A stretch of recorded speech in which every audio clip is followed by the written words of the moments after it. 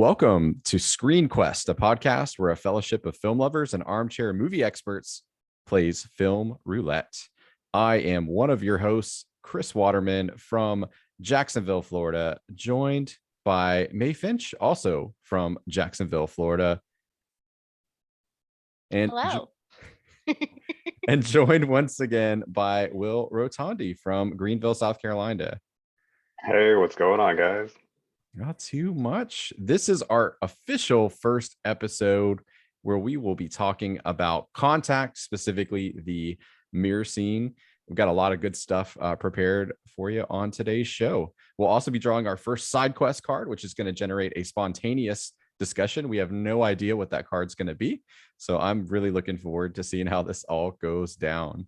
We wanted to start off the show with a little brief warm-up opener segment. I'm calling this our word of the show, and we're going to rotate through several of these as the show progresses, so it won't always be a word of the show.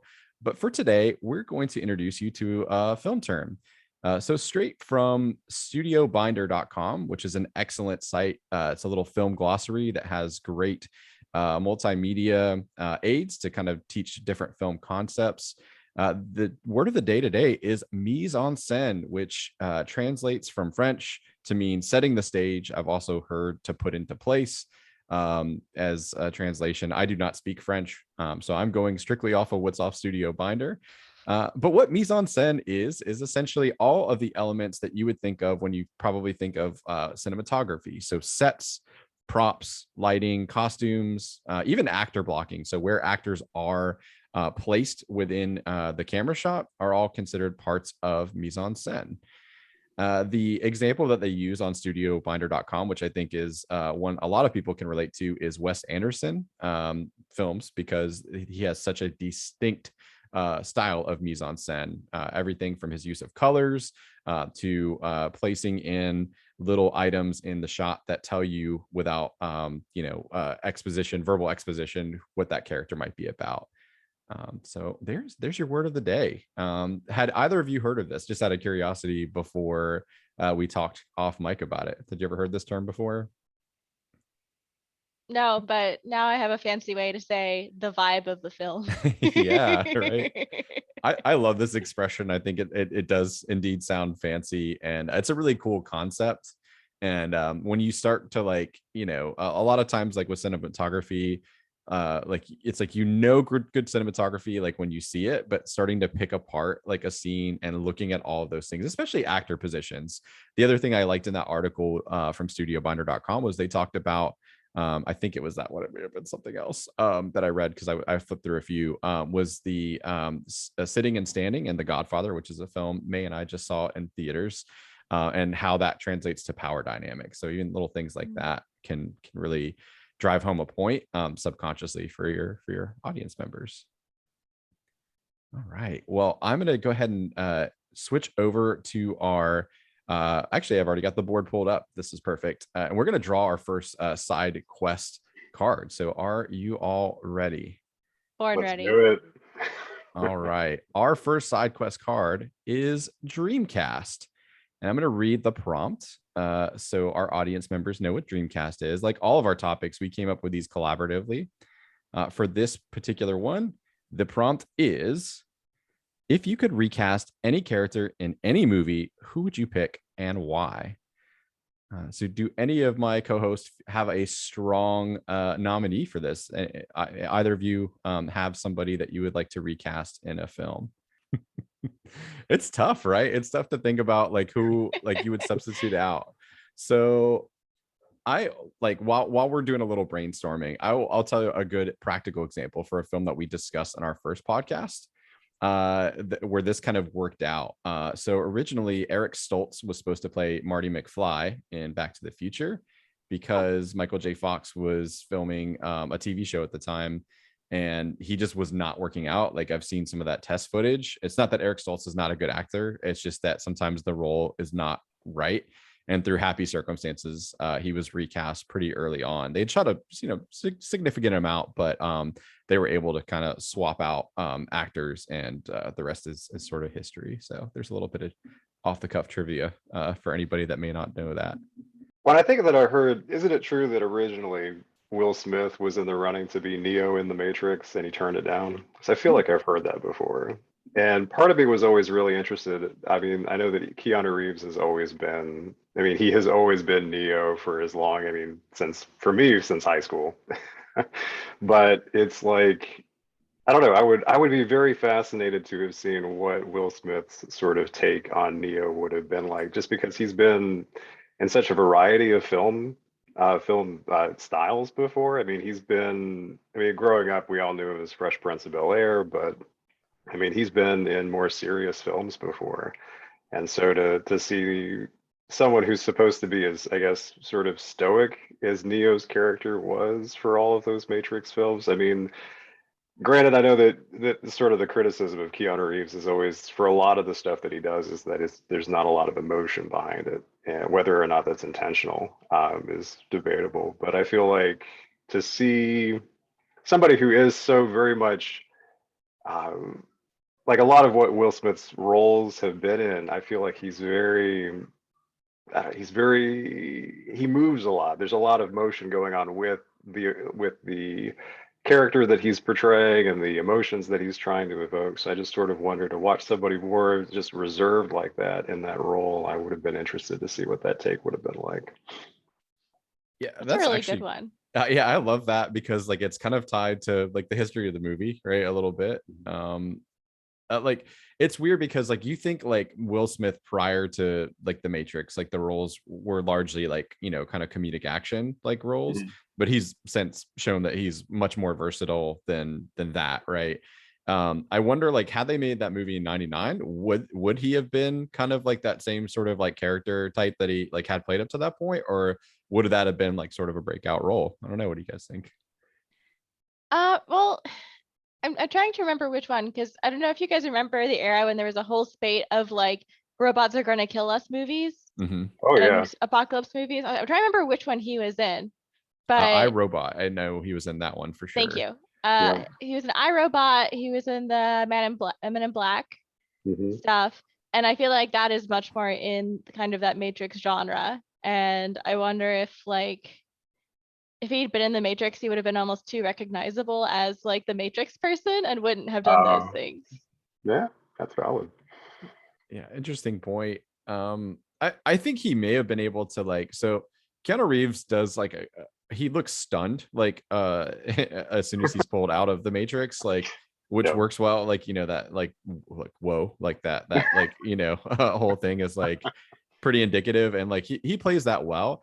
I wonder if Will Smith would have maybe perhaps done a better job being more believable, like, yo, what the fuck is going on, like, like I think he would have brought a little more like maybe like humanity to that. Less passive about all of it. 100%, yes. I wouldn't have minded some quips like, from Neo, like when he's like fighting and kind of chewing the scene with like Hugo Weaving's Agent Smith. I think that would have been a Oh very yeah, different, sure. interesting dynamic, like, but more back and forth for sure. I feel like that would have been very much like his character. You were talking about like robots coming to kill us, but I always remember him too from like Independence Day. And so you're Yeah. talking about like the snarkiness, sort of the banter that he and Jeff Goldblum had in that film. I feel like sort of the same thing, mirroring that with Hugo Weaving and Agent Smith. That could have been really cool. So yeah, Would have been a very different movie, like that's for sure. I mean, there's no doubt about it that it would have been a very different Matrix. Who that character becomes too, like, is, in the subsequent films, like, I think like that's also an interesting question, because Neo changes quite a bit throughout becomes more confident, and then as you kind of get into the third movie, which I haven't seen since theaters, so you have to forgive probably my lapse of memory of some of the specifics, but I seem to recall there's like some vulnerability there that, again, like, depending on when in his career, like, that would have been hypothetically made, like, I think Will Smith maybe could have done a better job, because I there's some stuff that I just did not buy from Keanu, unfortunately, like in the later, or the third Matrix film. But, agreed. Yeah, and interestingly enough, isn't Jada Pinkett Smith in one of them, one of the she Matrix is. films? Yeah, she was in two and three. Well, and technically also the Matrix Resurrections as well. She reprises her role of Niobe. So that was pretty cool to have her be on that. So yeah, to have his wife be on those films too would have been interesting.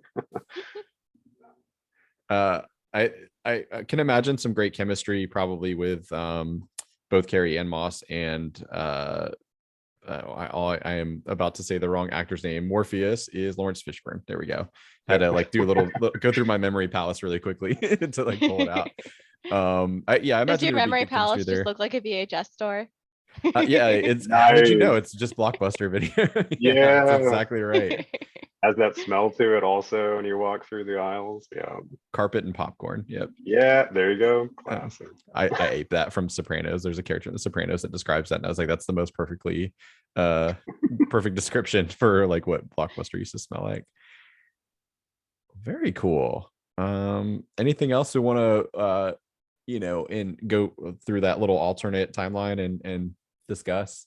I think the action scenes he definitely could have handled. Oh yeah. For sure. Like that would have been a strength for that like recasting choice. Yeah, I don't know. Man, I am like the more we talk about this, the more I'm kind of bummed that didn't happen. Just like for curiosity's sake, if nothing else. When did I'm blanking on the name of it now. The action series that Keanu Reeves is in. It's on it's very obvious. I'm just having a brain John Wick. fart. John Wick. When did the first John Wick come out? Oh, that's a good question. I can search because I have the power of Google at my fingertips here. It'd be funny if, like, in this alternate universe, Will Smith then also played John Wick. John Wick, 2014, to answer your question. And I mean, I've never seen John Wick, much to the annoyance of many of my friends and family members, but I own all three of them. I just haven't gotten around to it. But from what I know about John Wick, I could totally see Will Smith doing great in that role as well. Or yeah. They would also humanize it a lot, but maybe it wouldn't work because with John Wick, it's like he's this superhuman ex-assassin, essentially. He's not actually superhuman, but what he's able to do is like crazy and superhuman. And he's kind of like a monster that you can relate to because, you know, he misses his dead dog. And I feel like with Will Smith, he would humanize it to the point where it was like definitely more relatable, but less, you would see John Wick as less of just an absolute machine. Yeah. So here's an interesting question. So since we're going down that road, before we pivot to our main topic of the show, so then what Will Smith roles would you like reverse? Like, is there a role like Keanu Reeves like could have like played like say like an iRobot like detective or something like that? Like, is there one where you'd want to swap them there as well? Obviously, the live action Aladdin. Yeah. Oh my God. Keanu Reeves is the. I didn't think for a second. I'm like, did he play? Oh my God, he played the genie. That would have been absolutely crazy. Epic. Yes. I joke. No, I love that choice. I love that choice. That's incredible. Yeah, I like oddly enough, like I wonder like if he had like a Pursuit of Happiness like type like role, like where, you know, kind of a father-son like struggling like tearjerker kind of thing. Like does he have the chops for that? I'm trying to think of like Keanu Reeves has ever done something like that before. Have you guys seen Always Be My Maybe? Mm-mm. It's a rom-com that came out on Netflix a few years ago. It's not great, but it does have Keanu Reeves in it as himself. Is that the dinner scene like at the restaurant? Oh, I've seen that clip. I've not seen the film. Yes. So it has Keanu Reeves playing himself, and it's so funny because you just realize he's just kind of a normal, weird, like quirky celebrity, basically. At least in this role, he does punch someone in the face. Yeah. Nice. So he still has some action, but he's also like a person that converses and is more down to earth. Amazing. Yeah. Well, this has been like awesome discuss. Like this went places I didn't expect it to, but that's the beauty of podcasting and doing a spontaneous, you know, topic, right? Like, and I think like these are going to be challenging probably at times because we have to rack our brains, but that's sort of the fun in it too. Like, to contrast it our planned like topic that we have like week to week. So awesome. Well done, Will. I applaud you. Good choice there. Nice. And while we're at it, maybe we could swap out Keanu Reeves with Will Smith for Point Break and get him in there with Patrick Swayze to do some surfing. There we go. That would have been excellent. Maybe that's like an alternate timeline for that for the Fresh Prince. Maybe that's what he does. He, gets into the FBI, becomes a surfer. Like that's the multiverse for them. Yeah, there you go. Endless possibilities. Yeah, excellent. Sweet. Well, very good. Let's go ahead and pivot to our topic of the show. So on last week's episode, we drew a card, which is chose our first film for us, which is Contact. Specifically, we are going to be analyzing the mirror sequence. And for this first part of it, especially, going to turn it over to my co-host May, who nominated the film. May's going to tell us a little bit about how they made the sequence and just give us some cool VFX trivia here. So take it away, May. All right. So I'm very fond of this film. I watched it when I was a nerdy science kid, somewhat like the main character. So this has always been dear to my heart, but rewatching it as an adult was really nice, and being able to appreciate all the cinematography and special effects that they had was pretty cool. For those that don't know, Contact is based on the Carl Sagan novel published in 1985. The movie came out in July of 1997.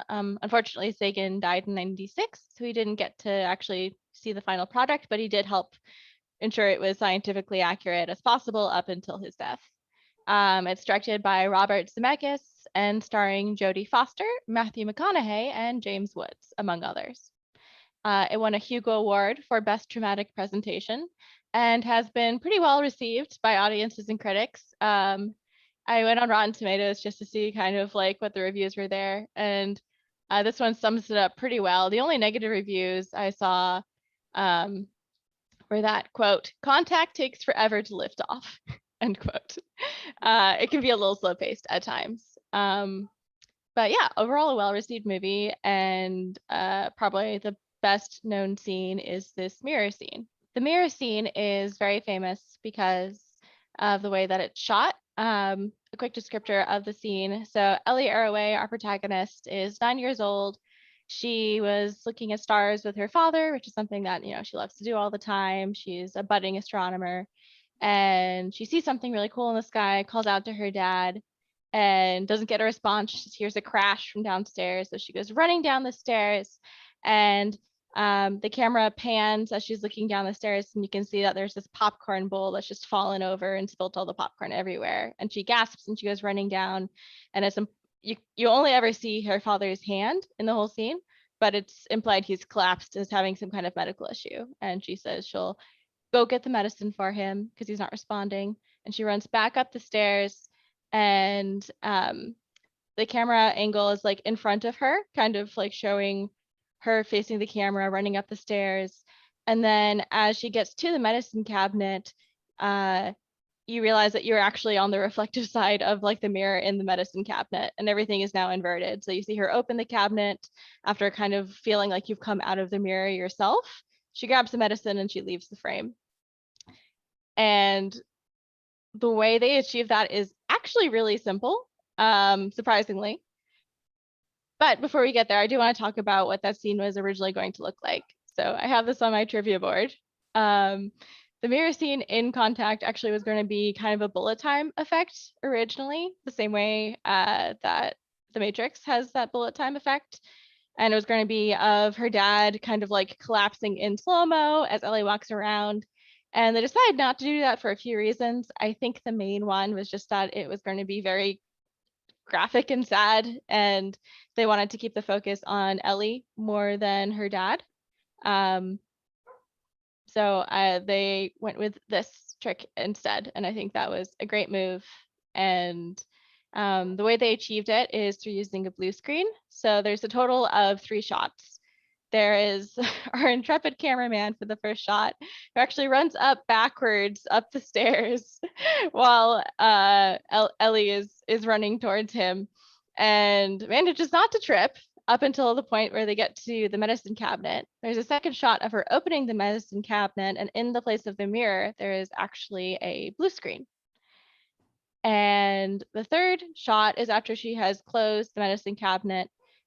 You just see the picture of her and her dad, and it's another way to kind of communicate like, oh, this is the end for her dad and for that relationship. And you see that reflected in the mirror, and that was also added in with a blue screen. So total of 3 shots for what ends up being a really trippy, cool effect. And I was very impressed. I don't know if you two noticed this when you're watching it this week, but they actually like added little pieces of dirt and water stains to the mirror in post to really sell the effect, because it had just been a blue screen there. There was no actual mirror in the scene. I didn't, but now I want to go back. I watched this like several times in a row, like after we, finished the film, like just to like drink it in. And like it's always great to analyze like an amazing like sequence like that, and just to see how much like really went into it. But I did not notice that. And I'm probably not for like lack of trying on their part to make it look impressive. I think this whole thing is so seamless that it probably just like, to me, it was like, oh yeah, that's a mirror, when in fact it's not. So yeah, how did you guys feel watching that scene for either the first time or rewatching it now? So I didn't remember this scene being in the film, because I hadn't seen this since it released in '97. So when I think like, I don't know, randomly you and I were hanging before this podcast was even like a twinkle in my eye. You had said this is like one of your favorite sequences, and I just didn't recall it. And I think it works fantastically in the movie. I'm glad they didn't do the bullet time thing. I think it would have been too distracting, number one, probably for audiences at the time. And as you pointed out, it really would pull the focus away from Ellie, which is what the sequence is all about. Like you are drawing a very strong, this sequence made my wife like, tear up when she was watching it. But like, it's trying to evoke a very strong emotional response. And I think it's successful the way that it pulls it off. How about you, Will? It's funny.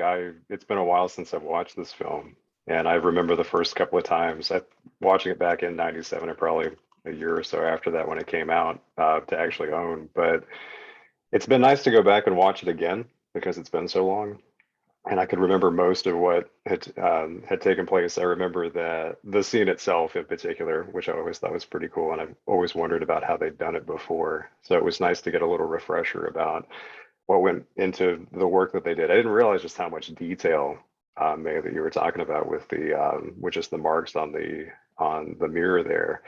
And so reading through what you shared with us, I thought was great. I mean, I didn't realize just how much went into stuff back then that wasn't necessarily practical effects. So that was really cool.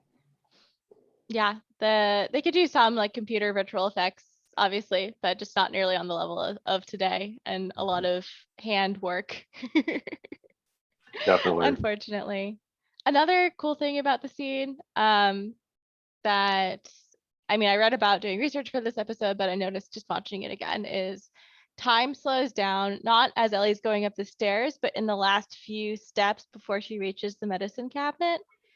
And I didn't think much about it. I thought it was just kind of adding drama to the scene, until you get that really heartbreaking scene right after her dad's funeral with the pastor. And he's telling her, like, some things, there's no reason they happen. And it's trying to be comforting. And Ellie's only response is, I should have put the medicine downstairs so I could get there sooner. And I feel like the camera slowed down in that moment, because that's the moment she's like playing over in her head every day, probably, is like, if I had just been a bit faster. Just gut wrenching. Oh yeah, absolutely. Yeah, this is a great example of how you can like show, don't tell. Like, I think, right? Like, there's no question about how she's feeling, that there is that weird sort of like dreamlike quality, like when you're being chased in your dream and you can't run fast enough. That's what it reminded me of a little bit. And then just the way that, like, as the medicine cabinet door swings back and you get that like last look at like the photo of her and her dad, like, again, no exposition like whatsoever. It's just like everything you need to know about her emotional state, probably like in that moment, and sense, really, because of where that scene kind of fits into like the film itself, which I'm sure we'll talk about here in a few. I love that you did mention the cameraman, because in that interview that you sent Will and I prior to recording, they did say this poor guy like was exhausted from having Do to multiple takes. yeah, this tracking shot up the stairs. Bless him. Awesome. Yeah. Any other thoughts on that scene? I could thought it talk was about it all day, but I want to hear from you guys. I thought it was really cool that that they focused so much on her, just her facial expressions, focusing on her going up the stairs and going back. Like you talked about, the only part that you see of her father is just his hand, and you see the bowl that's on the ground, and you sort of infer what's happened. But at the same time, for her to be, thinking about what she could have done and if she had acted faster, and how this has been such a pivotal moment in her life, that it's interesting, just sort of focusing on her character as well, just the camera always staying on her. And so, yeah, I thought that was really just adding to the emotional impact of that scene for people watching. Yeah. And oh, go ahead. Go ahead. I was just gonna say, hats off to Jenna Malone, who plays young Ellie. Like, very expressive, like again, it's challenging to be an actress like anyway, but like to have to do it all with your face essentially. Like, I think like she has some really, really great, just especially for a young actress, like just great acting in the sequence, like all around. Impressive. I'd have to agree. In terms of scenes that just follow Ellie, to kick us off to starting about the film as a whole, there's a scene when she's at the VLA and she finally hears that like dramatic whooshing sound that she's been waiting her whole life for. And I think it starts as soon as she actually gets to the office and gets out of her car, but there's a single long tracking shot from her entering the doors and running through the hallways, just like slamming into doors very dramatically until she can get into the office. And it is another scene that definitely stood out to me in terms of not just like conveying how important this is for her personally, but like kind of building suspense. It's because it's like you're with her, like having to run through all these doors to finally get to the answer you've been waiting for. She's positively manic. Like, the energy is quite manic. And I couldn't remember actually. Like, I'm like, oh shit, do they like, is this like kind of like a false start where they lose the signal or something?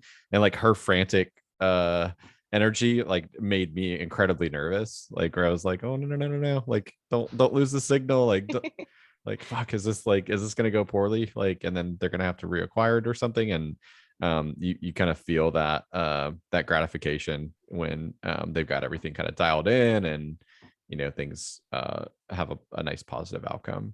But yeah, that's a really cool sequence. She's hauling ass in that Jeep too. Holy cow. Like, when she's going back.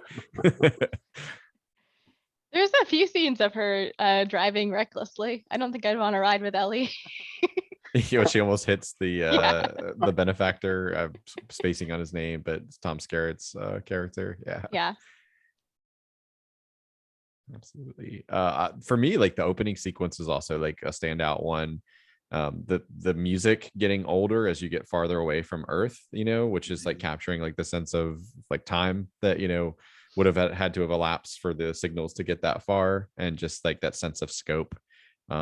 What's the Carl Sagan like poem, is it the Blue Dot or something? Yeah, I'm terrible at remembering titles sometimes, but I felt like that was a great like cinematic representation of that. And the music, because I love music so much, just like really, I was like, man, this is a brilliant opening for like what the rest of this movie is, or what I remember of the rest of it. So I actually have a fun piece of trivia about that. Apparently, at the time, it was the longest continuous computer-generated effect for a live-action film, all the way up until 2004. Yeah, it does go on for quite a while. Like, I remember Yeah. thinking, like, wow, damn, are we just going to the edge of the solar? Nope, still going. Like, still going. Galaxy, nope.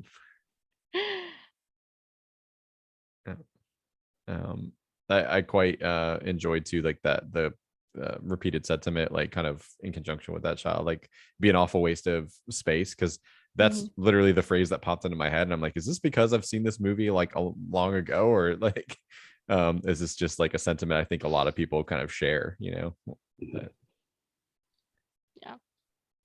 I think it's a sentiment a lot of people share, but also like I think it's something, I don't know if Sagan has used those exact words, but he's talked about that idea a lot, I think, in his other shows and writing. And I think most people have encountered Sagan to some degree. yeah. Whether or not they remembered it or not, yes. Subliminal. I would be curious. Does anybody know like how faithful this is to the novel? I didn't look. I didn't want to like spoil stuff in the movie for myself. But I meant to look and forgot to. But I'd be interested to read this book. To see kind of compare and contrast. I've not read the book. I did a little bit of research because I was curious about that too. The main difference is that there's in the book there's 5 scientists that are able to go into the transport device, not just Okay. one. And it has a much more international focus. Sagan was someone who was very concerned about the Cold War and about the divisiveness on Earth between different countries, ethnicities, etc. And he saw like an opportunity like this for contact with another race, another species, as basically an opportunity to kind of bring the world together. So there is a lot more collaboration between countries in the book, and it is a multicultural group of scientists that do actually go up and meet the aliens. I feel like in the book, her dad also dies first. It's like her mom is still alive and her dad dies. And I mean, it's still like an important influence on her. But I feel like his character is a lot more pronounced in the movie. And I only say that because I have loosely remembering that Carl Sagan did Contact. I was interested and got the book and I started reading it, but I haven't gotten through all of it yet. So, yeah. Interesting. Yeah. Unfortunately, her mom is almost like like a throwaway like plot device almost, where they're like, Mhm. oh yeah, and your mom. It's like one line, like your mother died in childbirth, and like that's it. Like you don't really hear much. Like it doesn't seem like, it's odd because it just doesn't seem like something that resonates with her or that she thinks about too much, like with how they portray her character. Like, and I'm sure some of that's like for time and the stuff that you're constrained by, like with a Hollywood film. What about the whole like love story? Not that I disliked it in the film, but it does seem like the kind of thing that would have been contrived by Hollywood. So I'm curious about that aspect as well.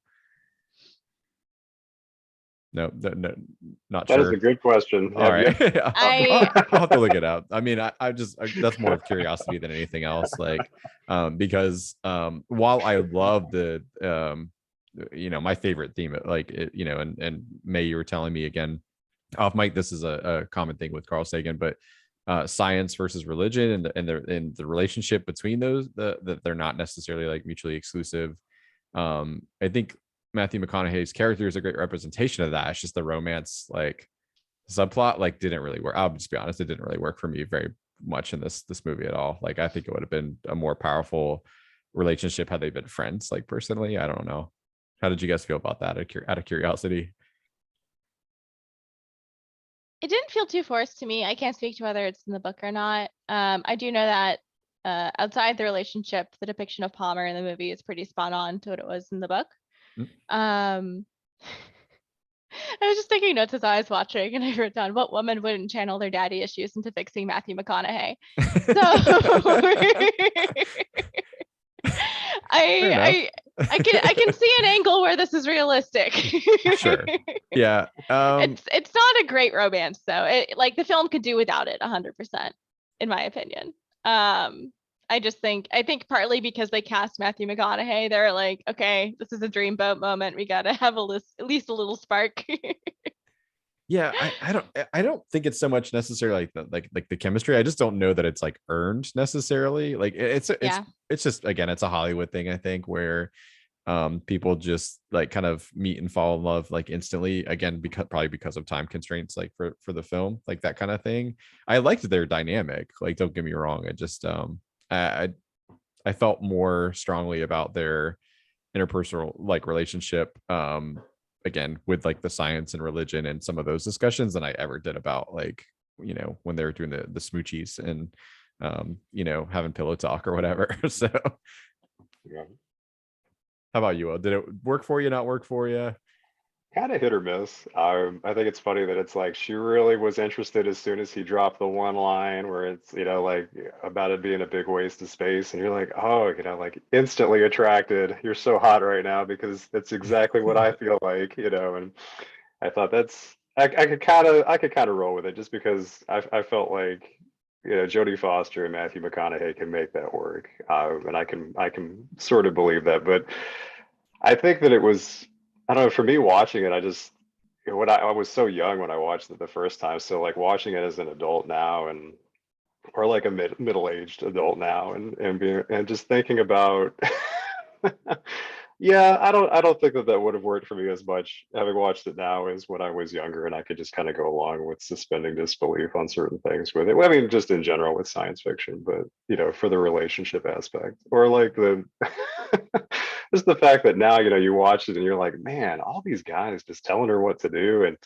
taking credit for her work. And I mean, I Oh don't like boy.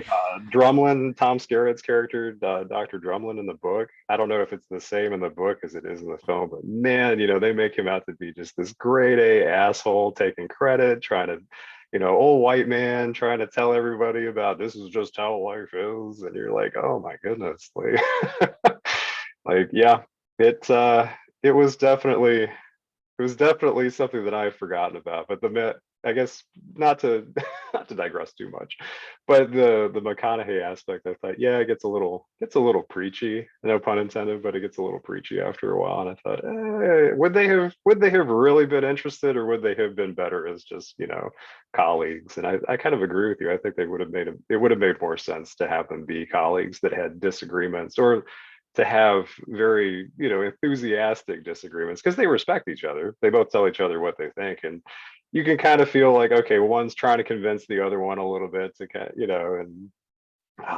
but at the end of the day, they still respect each other, or at least it seems like it to me. So Yeah, I think maybe like my hackles were up just a little bit because I feel like this is very much in that era where like platonic like relationships like just aren't really a thing that happen in movies. Like that's a pretty recent development where like you can have like a male and female character like just be like friends, like and there's no sexual tension or sexual like relationship in the film. So I maybe like I was reading too much into it. I don't know. I don't think that it's necessarily bad. It's just it didn't fully work for me. It was like, this is not the most interesting, put it this way, not the most interesting thing about your dynamic as characters. yeah. Yeah, I don't know. It like it it kind of worked for me just because it was so like impulsive and on again, off again. If they had shoehorned it in as like, oh yes, this is a perfect love story, and she's just Mhm. head over heels for him. It's like, no, she's stringing him along for most of the film. Like, I You can't just give it openly to McConaughey, man. You got to make him work for it. You know what I mean? You can't give him too big of an ego. It's got a big enough ego. Like, yeah, exactly. So I don't know. It felt awkward at times for sure, but I don't think the film would be hurt or helped by having it there or not. fair. I'll end on that note. Will, since you mentioned kind of like the just extreme barriers Ellie faces to like getting herself taken seriously and also getting her work done. The film actually consulted Jill Tarter, who is a veteran, a SETI veteran. Oh, that's a At hard 10 one to times say. fast. Yeah. A SETI veteran who is also kind of the inspiration for Ellie, who was like able to kind of guide them on what it actually was like for women scientists in the 50s and 70s. And originally, the original producer, because this film ended up changing producers and directors and writers a few times, but the original producer really wanted Arroway to have a daughter, a teenage son, an estranged teenage son. And he said, and I quote, "Here was a woman consumed with the idea that there was something out there worth listening to, but the one thing she could never make contact with was her own child. To me, that's what the film had to be about." And I'm so glad that they didn't do that, because Oh. why would you just shoehorn in this theme of like, she could make this great groundbreaking discovery, but motherhood is what it was all about. Yeah. Oof. I Yeah, mean, that's also I don't think like you need to like I think like the parental themes are already like, very present in this, and it would have been very odd to like contrast just like her dad being such an important part in her life and then saying like, oh, like I don't know, like she's, I don't know, it would have been too much. I think like the film does not have room, nor I don't know, it just doesn't seem like it would serve that character either at all. That's one yeah. of my favorite debates, not to go on a tangent, but I had an excellent film professor, Dr. Sparks. I don't know if you ever had her at Clemson, Will, but she primarily wrote film criticism like through like a feminist lens, and she hated aliens, and like there's a raging debate over like whether the character of Ripley, like by becoming more maternal, is like less badass, and like I don't know, like like it was so fun to talk to her about aliens, because she loves Alien, but like aliens, like she loathed it, which is quite interesting. But I digress. Well, thanks, yeah, for sharing that. The mansplaining is definitely real, and it was like it was believable. Like just anytime somebody would talk over her, cut her off, step in front of the camera, it was frustrating. Like they did a great job conveying that frustration, and boy, she's got more self-control than I would have.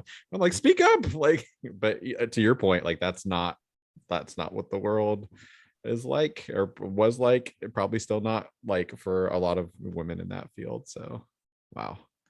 Yeah, I think part of the reason it seems over the top too is like it was controversial at the time, I believe, to be involved with the study and search for extraterrestrial life.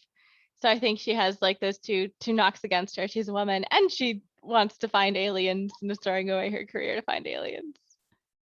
Sounds like a catch to me, but okay. Like, I think like the whole idea behind SETI is really, really quite cool. Like it's one of those things. Is like, why not? I mean, doesn't seem like it's overly expensive compared to a lot of stuff that money gets spent on. So I love the idea of like that organization and that research, and I like that they kind of framed the story around that as being what kind of kicks everything off.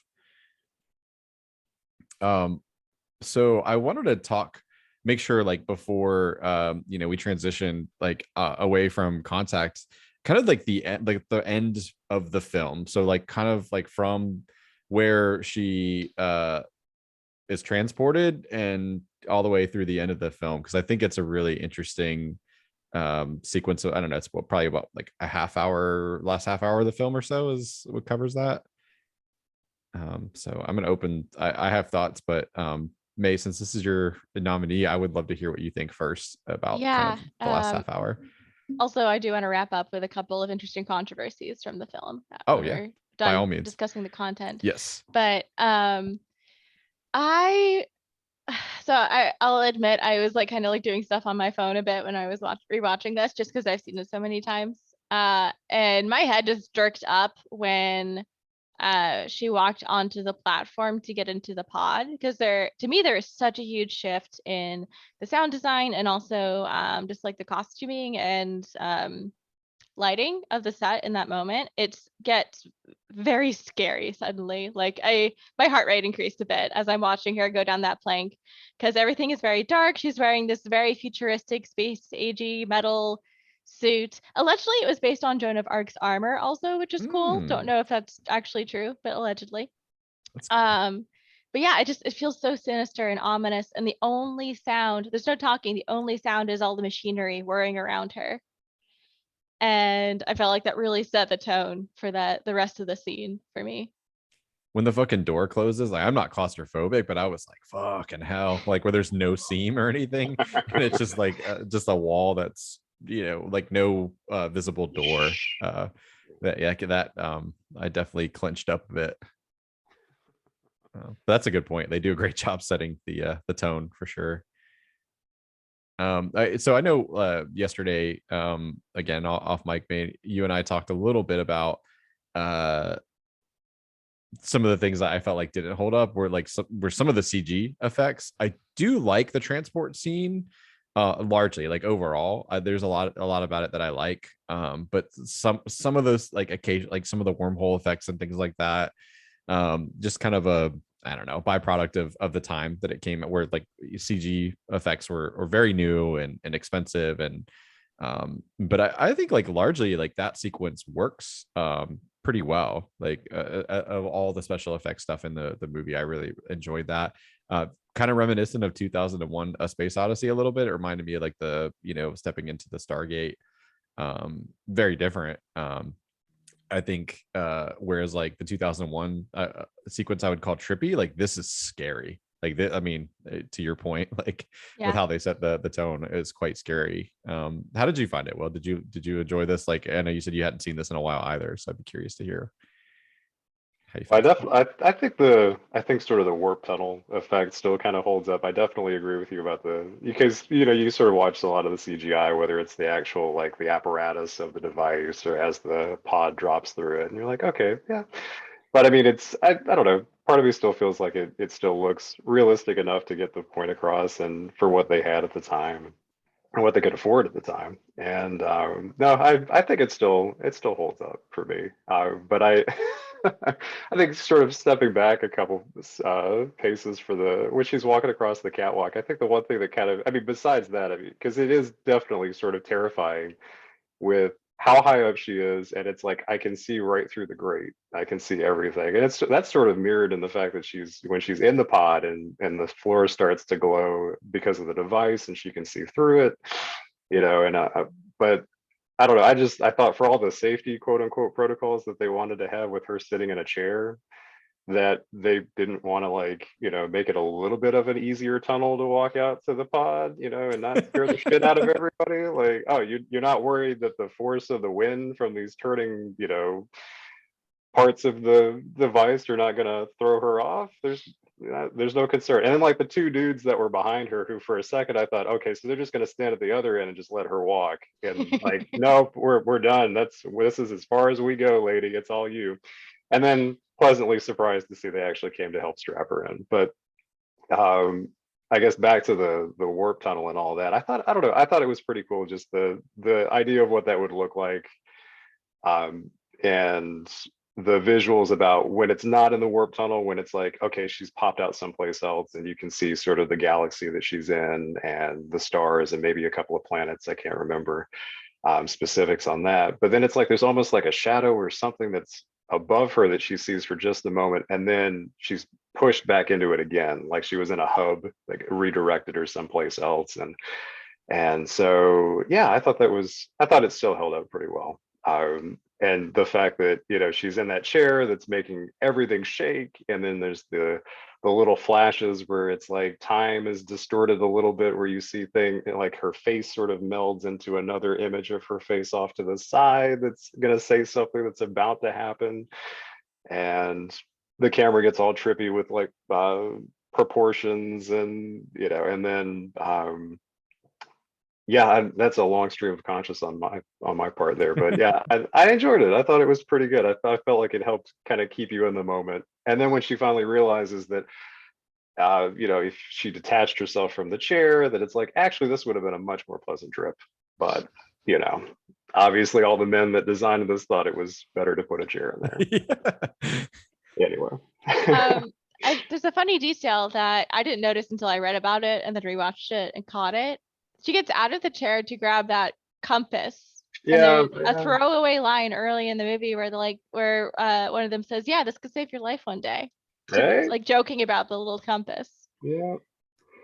Yeah, that's kind of like, I think it plays a little bit into that like whole like the faith part, like how faith kind of it works in tangent with science a little bit. Like, yeah, obviously unstrapping yourself from a chair or not having a chair at all would be a bit of a leap of faith. And to your point, May, she's not doing it in that moment because she has faith in the design. It's kind of purely by accident, but I think it's like kind of a telling moment for her where she's like, oh, shit, okay, I probably should have just believed a little bit more in the science. Like, hell, if I'm gonna jump into this thing and go on this internet, like what's one more little tiny leap of faith on top of that? You kind of see like she's like, oh, all right, like noted. Like, I will follow your instructions more carefully. Yeah, and I like the fact that they made, I mean, she made such a big point about it earlier in the film about, like that was her one disagreement was the chair. She was like, in all the schematics, there's no mention of a chair. Why do we need to have this in there? And they're all like, it's for your safety. Yeah. And then it's like, actually, no, I never would have needed it. It would have been fine. I probably would have been fucked. Like, honestly, if I'd stayed in it, you know? Yeah, exactly. A body thrown up against the ceiling when it finally got to its destination. So yeah. Yeah. Oh, go ahead. Okay, sorry. No, go ahead. I was just gonna say the art design I think is what saves some of the CG, like even though like it's very obviously early CG and a lot of these bits, like the art design is good, like it's convincing like in what they're trying to convey. So that's all I was gonna say. Yeah. Yeah, I mean, with those ideas of like chance and trust and faith, because like those are like kind of the big themes of the movie. I guess I kind of want to ask what your guys' takeaways are, like thematically or message wise, because it feels at times like it's not a subtle movie at all, but I feel like the ultimate kind of meaning is very much up to interpretation. Yeah. I don't know. Like I think so. Like probably one of the most on the nose things for me in the movie was like the fact that it's like a religious terrorist that like sabotages, like like they made such a big point of like, oh, you don't believe in any kind of higher power. 80% of the people on the planet. Marianne and I were like, that seems high, but maybe like I actually fact checked it. It is around 84% currently. Oh, wow. Yeah. Okay. But they made such a big deal about it. And like obviously like that's what leads to sort of the sabotage of the the original machine is like sort of a fundamentalist take on this and like what it means for humanity, and that it's sort of this blasphemous thing, right? I don't know. I think there were moments where I kind of seesawed. I'm like, so is he saying like religion like is bad? I'm like, I don't think so though, because like the Matthew McConaughey character like is somebody who seems like a very rational like person. And so I kind of landed somewhere in between, honestly, where I was like, I think this is a movie that says like they don't have to, like science and faith don't have to be mutually exclusive. But it seems to be very much like a science first kind of like message, right? Like that, like you should use science to understand like the world around you, right? Like religion should never come at the expense of like science. But that was my biggest takeaway, I guess. I think it was interesting about how, at least for Ellie's character, how she goes from the one, like it has to be for the science to work, you have to have the proof, and I need to see scientific evidence to back up any assertion that you're telling me. At least that's what she says to Matthew McConaughey when they're arguing about religion versus science. And at the very end, where nobody really believes her except for maybe well, I shouldn't say nobody. There are people that believe her because they're outside after the scene when she's sitting before Congress and kind of recounting what had happened, and she's getting basically read the riot act about how it's like, well, if you can't prove it, then you're obviously this is all just coercion, or you're just making this up, or this is actually there's outside people involved in your work have influenced what you're trying to tell us to make us believe that you actually went to this alien planet. And not like they haven't constructed this giant amazing piece of technology to send something anywhere, but I thought it was interesting how it's then at the very end she's the one who's asking them to take her on on a leap of faith, that all she has is to tell people what she experienced. And suddenly it's like now they don't want to believe her, when other people before have been sort of, not necessarily all the characters, but certain characters, whether primarily Matthew McConaughey, about the you sometimes you just have to take it on faith.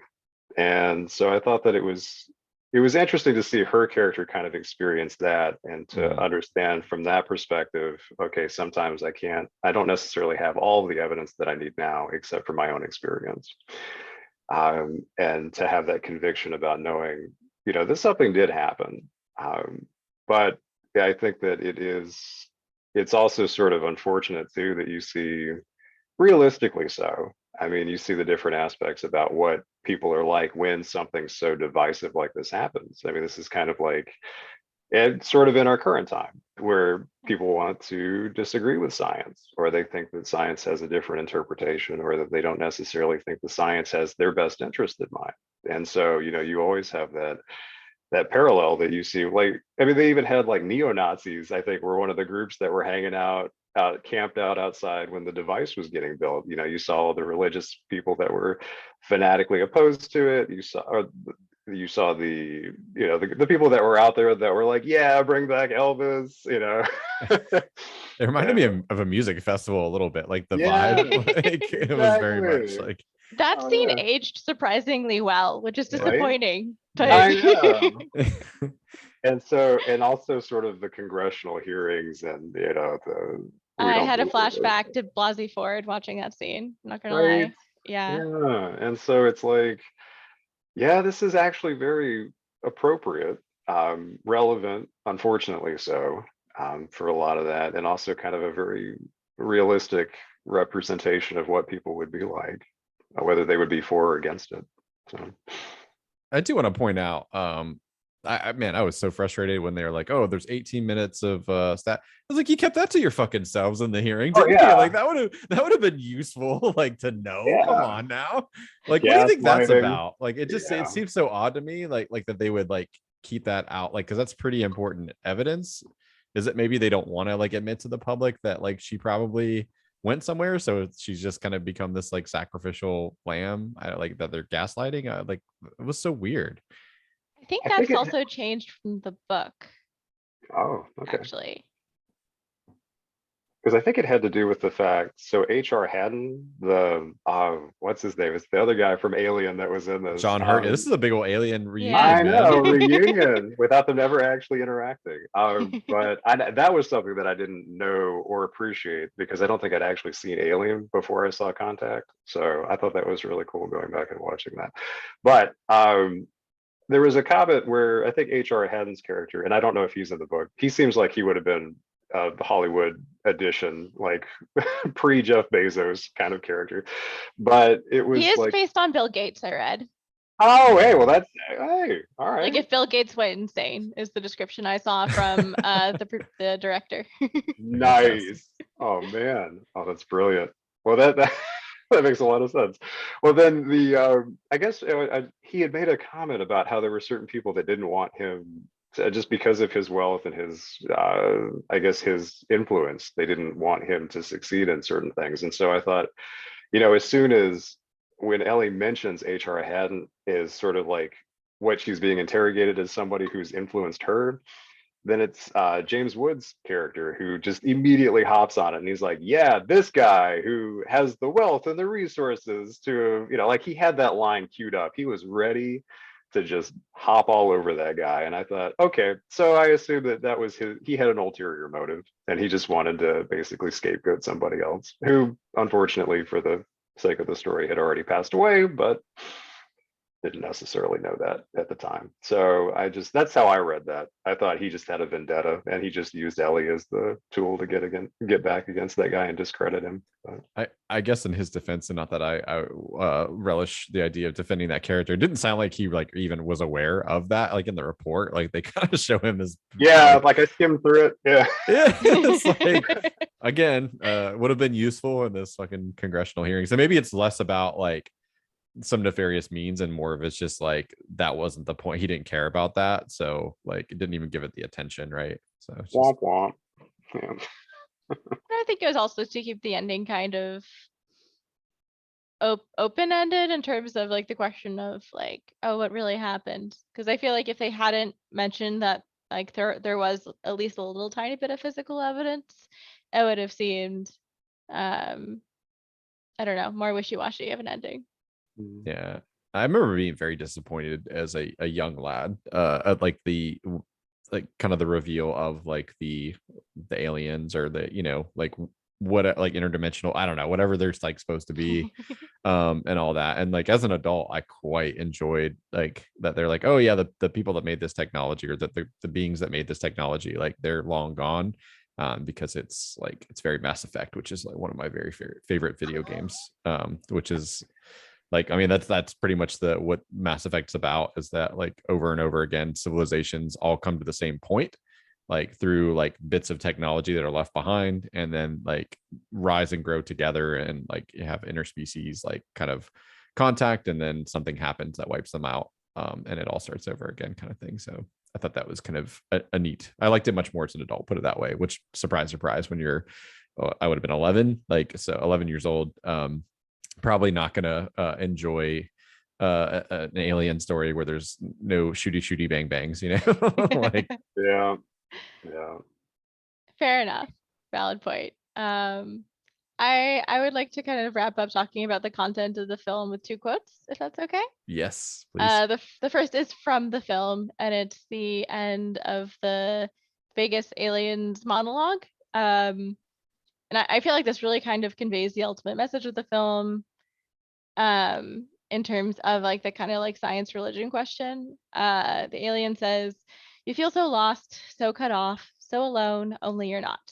See, in all our searching, the only thing we found that makes the emptiness bearable is each other."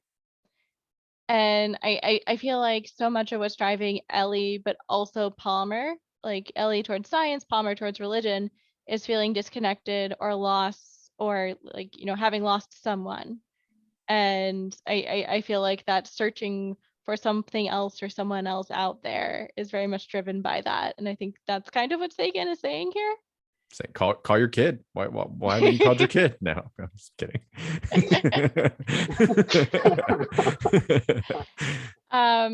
And then like he does talk about religion a lot in his other books and texts. He actually wrote a book, I found out just in the research for this, called The Demon Haunted World, Science as a Candle in the Dark. And in that book, he says, science is not only compatible with spirituality, it is a profound source of spirituality. When we recognize our place in an immensity of light years and in the passage of ages, when we grasp the intricacy, beauty, and subtlety of life, then that soaring feeling, that sense of elation and humility combined, is surely spiritual. Amazing. I love that. That's I mean, doesn't surprise me, given, again, like having just watched this film. Like, I'm like, yep, I can definitely see where a lot of this came from, and kind of where you're coming from. I will admit I've not read any Carl Sagan other than that poem, like, but after seeing this, I'm like, I want to check out some. I bet you this is an interesting fella with some interesting things to say. I can lend you one of his books, actually. Yes, please. Yes. Awesome. Well, I'm not going to let you skate by without hitting us with the controversies. You said you had controversies to close it out. So, okay. The way I'm going to do this is I'm going to say the group that either complained, sent a cease or desist, or sued the film, and I want you guys to guess why. So first of all, NASA. Why do you think they had a problem with the film? I'm going to guess safety protocols. You're close. Like, they're like portrayal of like maybe they feel like it didn't portray them in like a favorable light. Like people would suddenly feel like, I don't know, that they didn't take it serious. I don't know. Like that's what I guess. I'm sorry, I'm just thinking of the catwalk. That's all. I mean, Will can't get over the catwalk. I mean, it's like what I think about every time I watch Star Wars. I'm like, no one thinks of handrails in this universe. No one thinks this catwalk is freaking terrifying. Like, yeah. So many OSHA violations. I know. So it's not that, it's kind of safety related. NASA released a statement after the film clarifying that they do not have never and do not intend to give its astronauts cyanide pills. Oh. That okay. if I think they even went to say that if an astronaut was in a situation where suicide would be preferable to their fate, they could just disconnect their oxygen. Just pass out. Just pull off their helmet. Carl Sagan was still, or no, was it Sagan? I think it was Sagan. Someone on the film crew insisted that no, the pills are actually accurate, and so they just left them in. They said, well, NASA, we don't believe you. Wow. Yeah. The White House also had a problem with the film. They sent, I think, an actual strongly worded cease and desist letter. Bill Clinton, why did you repurpose his face? Talking about other stuff, about Cor- aliens. Correct. It was the use of his likeness. They had a Yeah. problem with that. It's funny because the clips that they pull of Clinton speaking are real clips, but they're just completely out of context. It wasn't one about like Saddam Hussein and Yes. another one. I can't remember what the other one was about. Yeah, I thought that was really cool. And I remember that being a big deal at the time when the film came out. They were like, this is the first time we ever used like actual footage of a president that we repurposed. And yeah, but I didn't realize it was like that big of a deal. Like they were angry. I just remember it being a big deal. So I don't think they followed up after the letter, but they did write a strong letter after it came out. Just so you know, we don't love this. Yeah. CNN had an issue. So I remember like Larry King is on at certain points. Like I think even I saw a young Wolf Blitzer like somewhere there. I don't know. Nope, I'm stumped. Well, I don't know either. so CNN actually let around a dozen CNN reporters onto the film, including like Larry King and others. And after the film came out, they changed their ethics policies so that a board would have to review whether that was like possible or not, because they did not like how the film turned out and thought that it was like lending false legitimacy to the film's claims or whatever to have actual CNN people on it. So which is weird because I feel like I've seen that many times since, like where like Yeah. you'll see like, you know, it can Anderson still be Cooper. done, but they have like an internal ethics review board just for this now. That makes sense. I feel like Yeah. it's also more common in comedies like than like serious stuff too. That could just be like recency bias or something, but Yeah. And then the last one, save the best for last. Francis Ford Coppola or Coppola.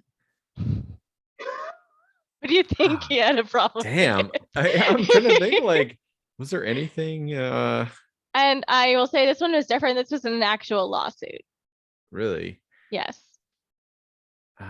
Damn. Like I was trying to like, so I think he might have been on like the Italian like anti-defamation like league at some point. And I was trying to think if there's any portrayals of like Italian people that like would be questionable in this. I saw no Italians in this film at all. Yeah, no, Maybe me that's neither. the problem. I know, yeah. Like, hey, wait, this is international, right?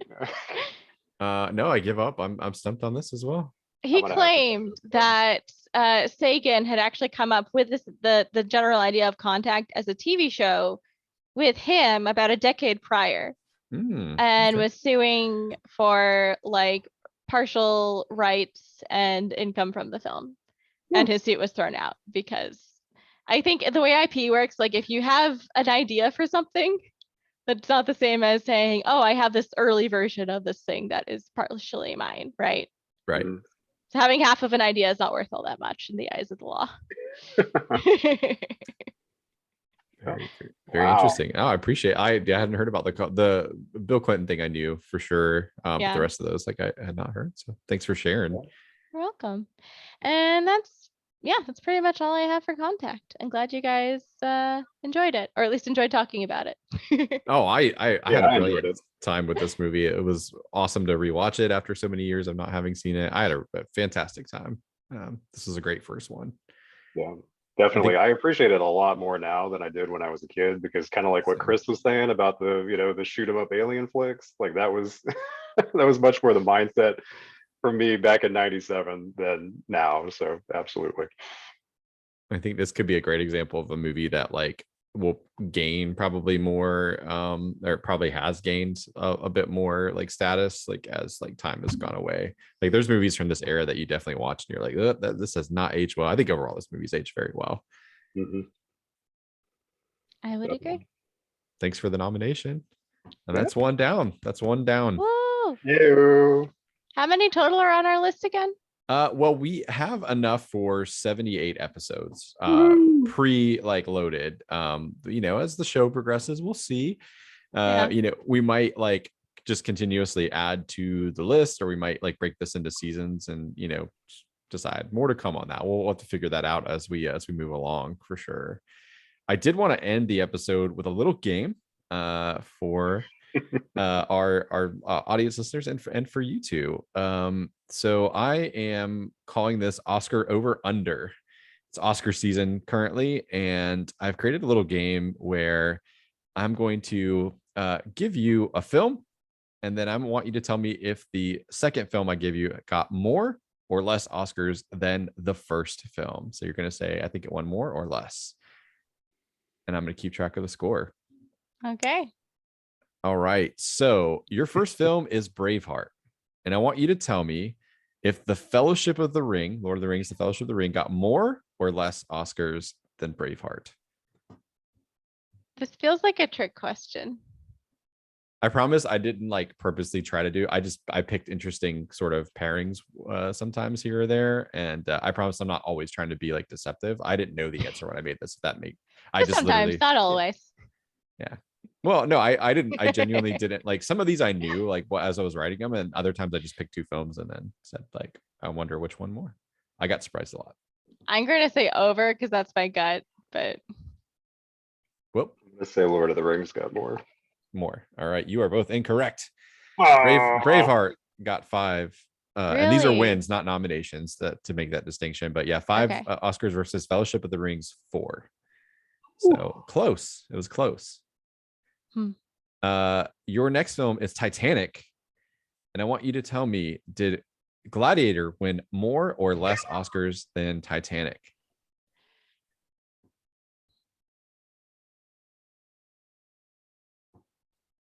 I feel like a lot of this has to do what year each film came out, and I cannot remember the year Gladiator came out for the life of me. These are not always the same year, by the way. Like, so like if you're like wondering if they like split the votes, like I don't think I picked any that came out the same year as the other. So Okay. also another distinction to make. I'm gonna go with Titanic. So you think I'm Gladiator had less than Titanic? I should qualify that. Yeah, I do. I think Titanic had more. I think Gladiator had more. I think Gladiator had more.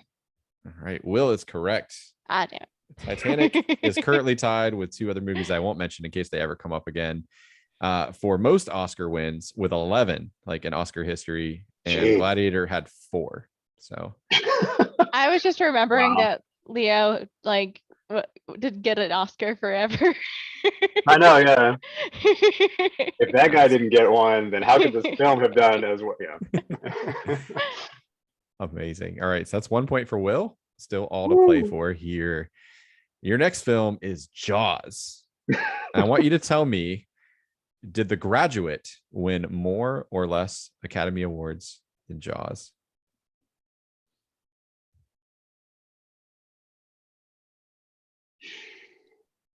I'm gonna say Jaws had more.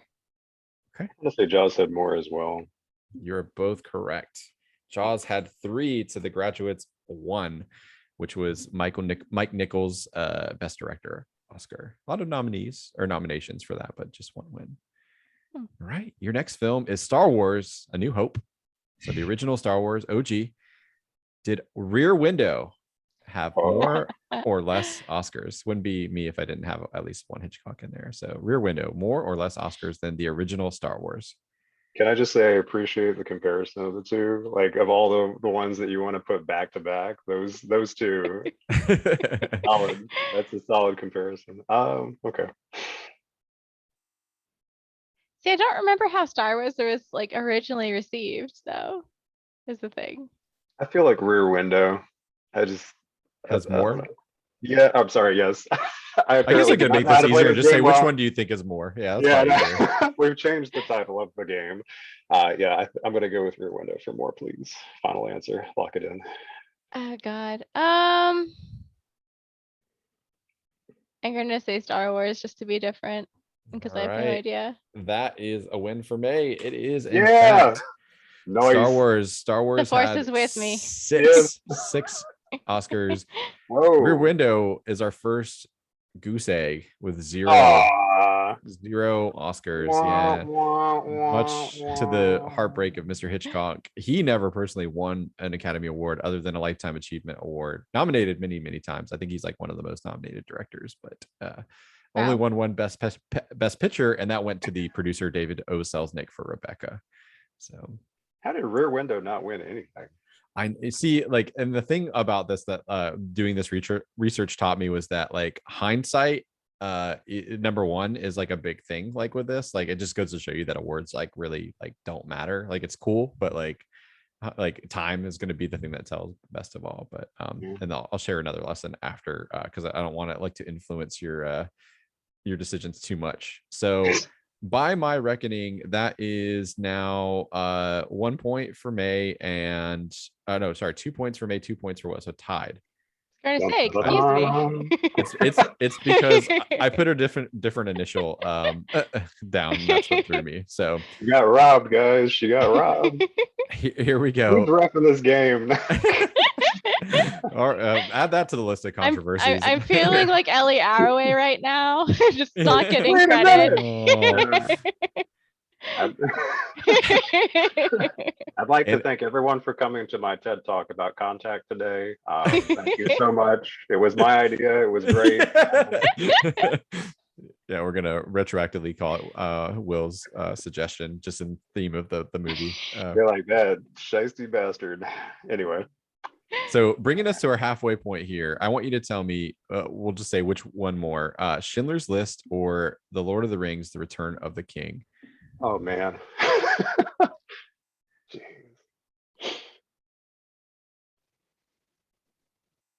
I'm gonna say The Return of the King. I'm gonna go with Schindler's List for more. All right, May is correct. So Yeah! one of those other Nice. films that is tied with Titanic is The Return of the King. It had the distinction of winning every category that it was nominated for. So all 11 categories. It was a clean sweep for Return of the King. Would you like to know why I picked that one? Sure. I have a distinct early memory of the DVD box for The Return of the King and all of the awards on the cover of the Oh, the DVD marketing. box. Yeah. Loads If of that's them. not like a promo for good marketing. Jeez. All right. Here we are into the back half.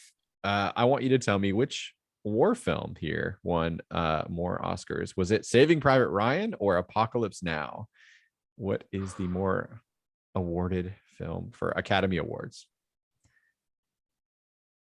I'm going off of gut because that's been good so far. I'm going to say Saving Private Ryan. And not to sound like I'm trying to use May's luck as well, but I also feel like Saving Private Ryan is it.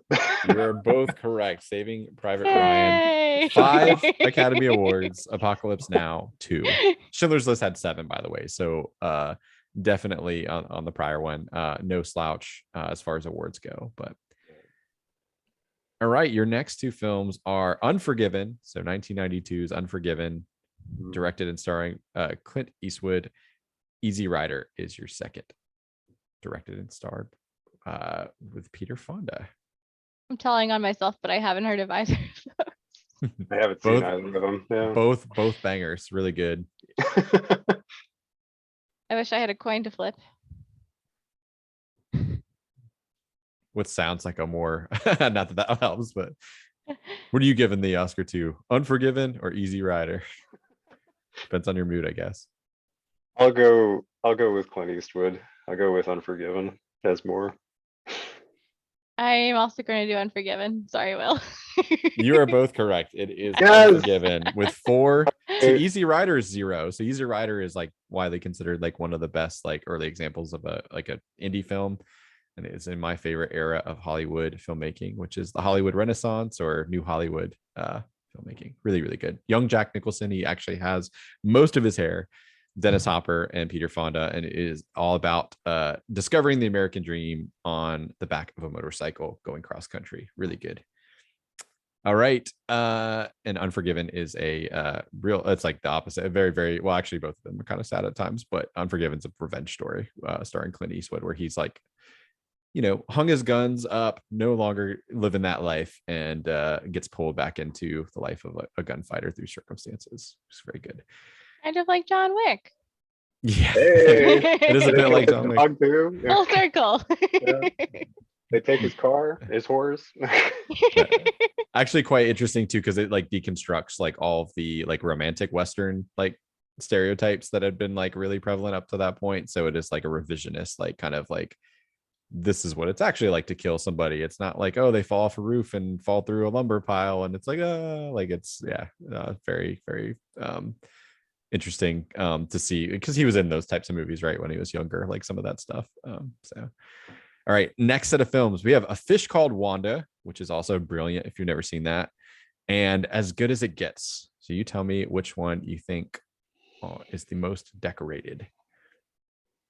I'm going to say As Good as It Gets, I was gonna because say that's the as good same. as it gets.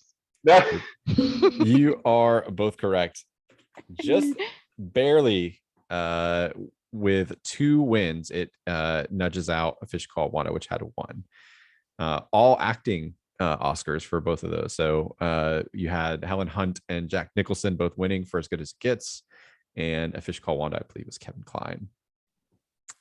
All right, we're nearing the final stretch here. I'll give you a score update before we go into the final question. Your next one is The Exorcist and Scarface. Which film is the more decorated film for Academy Awards, Scarface or The Exorcist? I'm gonna go with Exorcist. I had to go with Scarface. It is indeed The Exorcist with 2. Scarface, a big old goose egg. No. All right, let me tally we up the tied? score.